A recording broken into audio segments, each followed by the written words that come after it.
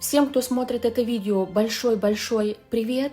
И сначала я сделаю небольшое вступление, что я прохожу челлендж «Ультра-экстремальный апокалипсис». И суть этого челленджа в том, что персонаж заселяется в пустой город после апокалипсиса.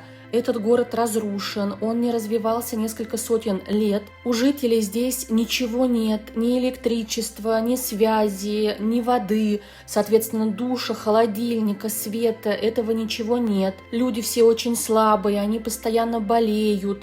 Питаются они только рыбой и дикими растениями. И с каждой закрытой карьерой в этом городе появляется что-то новое. Например, с закрытием карьеры ботаника появляется возможность сажать огород. А с закрытием, например, организатора благотворительного фонда в городе появляются старшие школы.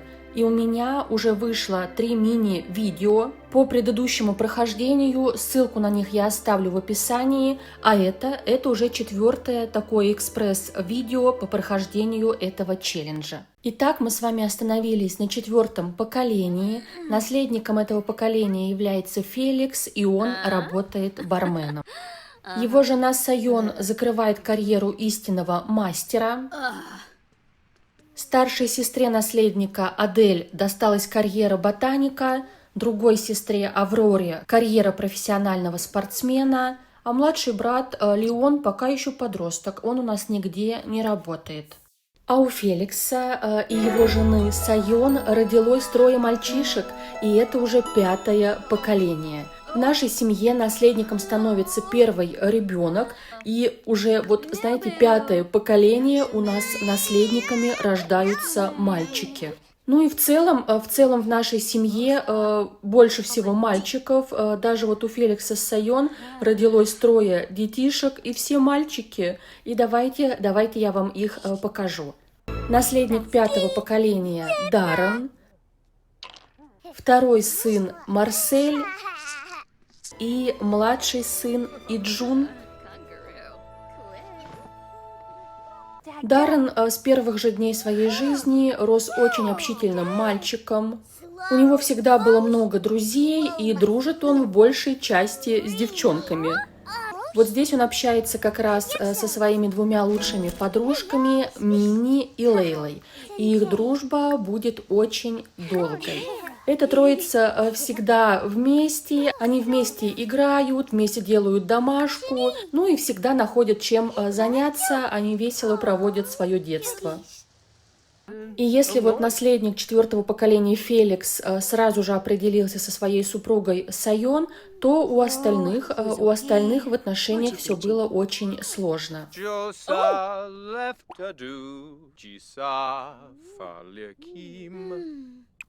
Адель в молодом возрасте занималась карьерой, поэтому парень у нее появился уже во взрослом только возрасте. Их отношения были такие, знаете, спокойные. Он каждое утро приходил к нашему дому, провожал ее на работу, а когда она возвращалась с работы, он тоже к нам приходил и встречал ее. В общем, парень попался нам очень хороший. У Леона любовь случилась с девочкой, которая взрослее него, но я никак не могла на это повлиять. Они когда встретились еще в подростковом возрасте, он сразу же в нее влюбился, но так как она вскоре стала молодая, а он оставался подростком, то для него это осталось такой, знаете, первой любовью, и она была безответной.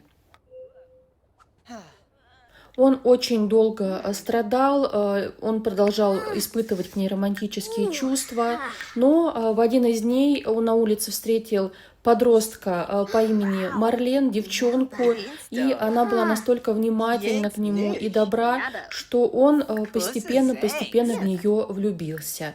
Поэтому он немножко вот отпустил свою первую любовь и старался выстроить отношения с Марлен. А Адель начала задумываться о замужестве, потому что они уже были достаточно взрослые, и она всеми путями намекала своему Леону, что, может быть, ты мне сделаешь предложение, может быть, мы начнем планировать будущее.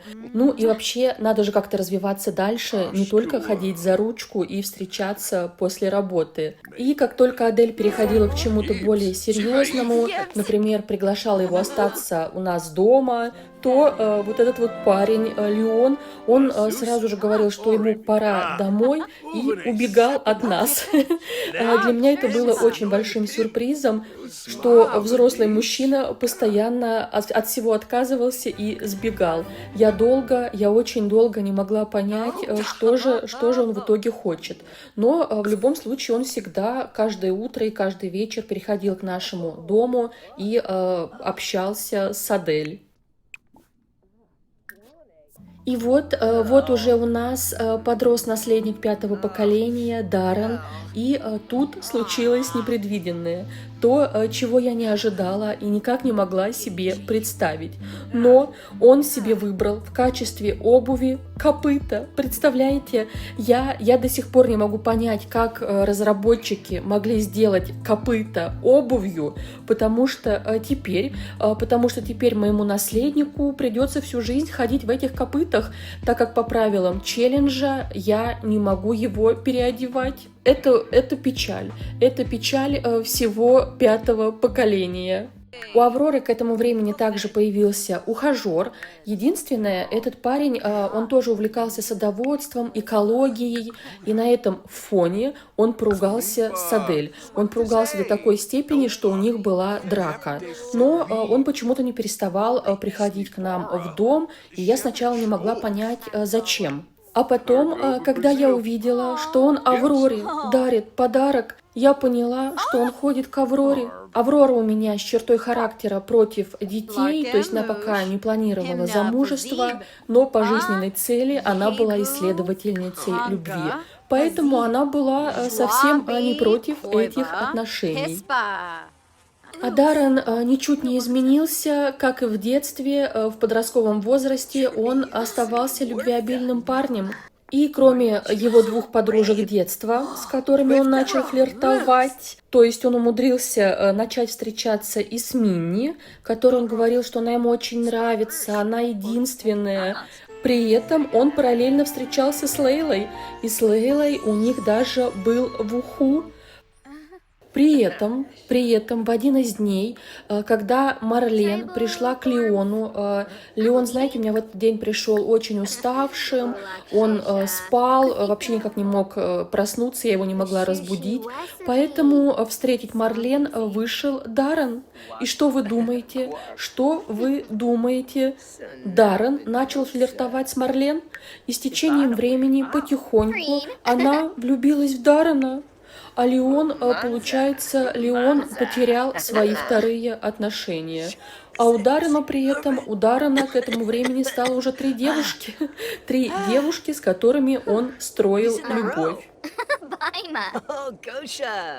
Вскоре у нас уже повзрослел и Леон, ему досталась карьера журналиста. Это отличная карьера, она у нас была у Айдена, у 2-го поколения, но Айдена с этой работы уволили. А Леон, так как он разочаровался в отношениях, то он решил посвятить себя карьере, и я надеюсь, что он нам ее закроет, так как эта карьера очень хорошая, потому что она открывает нам душ. Я ее очень жду. А Сайон и Адель к этому времени дошли уже до 7-го уровня карьеры, и обе столкнулись со страхом бесперспективной работы. Это очень ужасный страх в апокалипсисе, так как из-за него у персонажа очень сильно снижается производительность, и его даже могут уволить. Вот как у меня это случилось с Айденом. Избавляться от страхов мы не можем, поэтому с этого момента я очень ждала закрытия Феликсом его карьеры бармена, так как она разрешала как раз отключить эти страхи.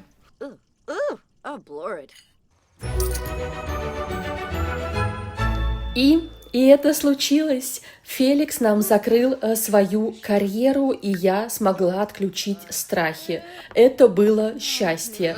Это было очень большое счастье, потому что и Сайон, и Адель сразу начали продвигаться по своим карьерам.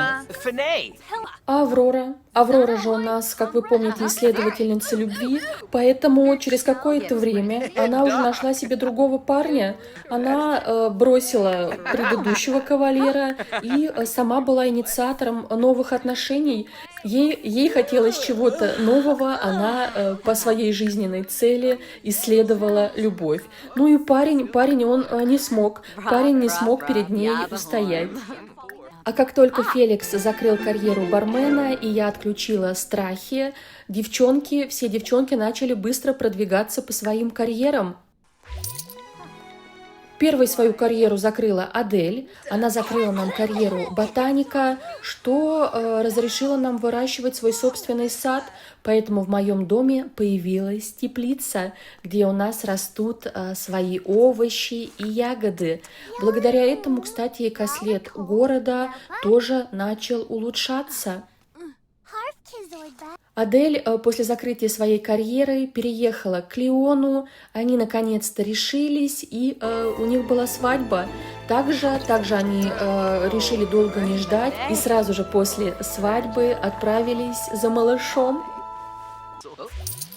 После Адель буквально через несколько дней карьеру закрыла Сайон. Она закрыла нам карьеру истинного мастера, что, в свою очередь, открыло нам очень много возможностей. И одно из них – это то, что теперь мои дети могли получать дополнительную черту характера – контроль над эмоциями.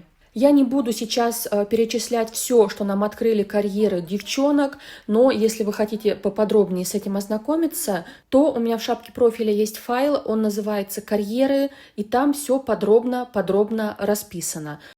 После того, как Сайон закрыла карьеру, она и Феликс уволились со своих работ. Я решила дать им время пожить для себя, ну и плюс они поговорили и решили взяться за своего сына Даррена. Он у нас наследник, но при этом он не прокачивал спорт, то есть он не хотел ходить в школу, получать образование. Он не прокачивал никакие другие навыки, он только вот гулял сразу с 3 девчонками, поэтому родители за него взялись.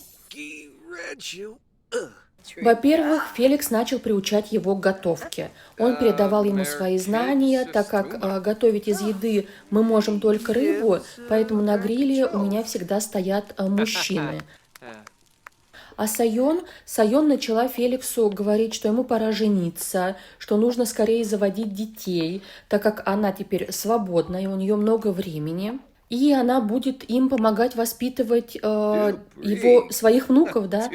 Поэтому таким образом вот они все взялись за Феликса, заставляя его определиться и выбрать себе невесту. Вскоре у Даррена случилось день рождения, он стал молодым, и ему досталась карьера дизайнера интерьеров. Также у нас повзрослел Марсель и Иджун. По моим планам, Марсель у меня будет прокачивать спорт, пойдет в школу и параллельно будет закрывать подростковую карьеру. И вы знаете, после постоянных разговоров с родителями Даррен начал задумываться, что ему действительно придется жениться, но он никак не мог определиться, кто же это будет. Но в один из дней, когда он был на свидании с очередной девочкой, я увидела то, что решило его судьбу.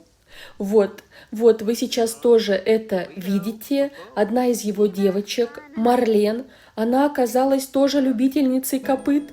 И когда я это увидела, когда Даррен это увидел, то все встало на свои места. Это был знак, это было предназначение. И он сделал этой девочке предложение. Феликс и Марлен отпраздновали свадьбу, и она переехала в наш династийный дом.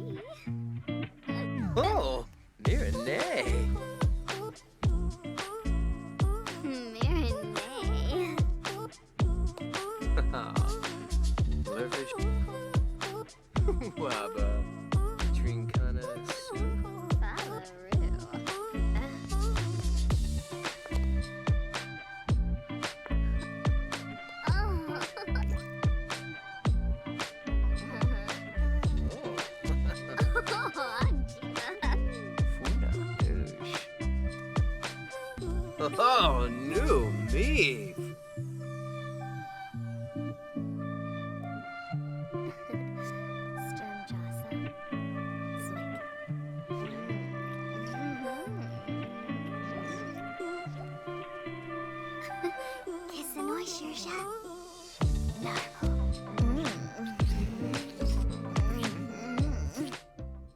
Марлен сразу же вышла на работу, и ей выпала карьера игрока в компьютерные игры. Ребята выбрали себе комнату на -1 этаже, и у них начался медовый месяц. У Леона к этому времени тоже начались отношения, и это были отношения с его первой любовью. Они встретились через несколько лет, и у них вновь вспыхнули чувства. Поэтому Леон очень хотел поскорее закрыть свою карьеру, чтобы выехать из династийного дома и начать жить вместе со своей девушкой. Но первой закрыть карьеру получилось у Авроры. Она нам закрыла профспортсмена, и в нашем городе появились баскетбольные кольца, мячи, классики для игр, а также столы для пинг-понга. Семья, конечно же, отметила вершину карьеры Авроры, и после этого она сразу же от нас съехала. К этому времени Марсель и Джун закрыли свои подростковые карьеры и съехали из династийного дома. Марсель нам закрыл подросткового бармена и переселился в дом к Авроре, а Джун закрыл нам карьеру няни и стал участником челленджа «Необитаемый остров». Если вы его еще не смотрели, то он уже выходит у меня на канале. Эти две карьеры открыли нам возможность кормить детишек из бутылочек, можно пользоваться суперэффективным уходом за ребенком, а также самим выбирать черту характера, ну и многое другое. А наши молодожены зря времени не теряли, и у нас уже родилось 6-е поколение. Наследником стал вот этот красавчик Хавьер Энджел, и бабушка, теперь уже бабушка Сайон, решила посвятить все свое свободное время внуку. Она очень хотела воспитать его идеальным малышом. Для этого она с ним занималась целыми днями, играла с ним, ну и, конечно же, обучала. Последним из 4-го поколения с нами остался Леон. Его карьера была самой долгожданной, потому что она открывала нам душ, ванну, бассейны и многое другое. Леона долго не повышали по карьере, он страдал выгоранием. К этому времени он уже успел жениться, и у них даже родилась дочка, а он все никак не мог съехать уже к своей семье. Но наконец-то это случилось. Леон закрыл свою карьеру, съехал из семьи, а я заканчиваю этот выпуск и ухожу строить бассейн. А вас жду в новых сериях челленджа «Ультра экстремальный апокалипсис».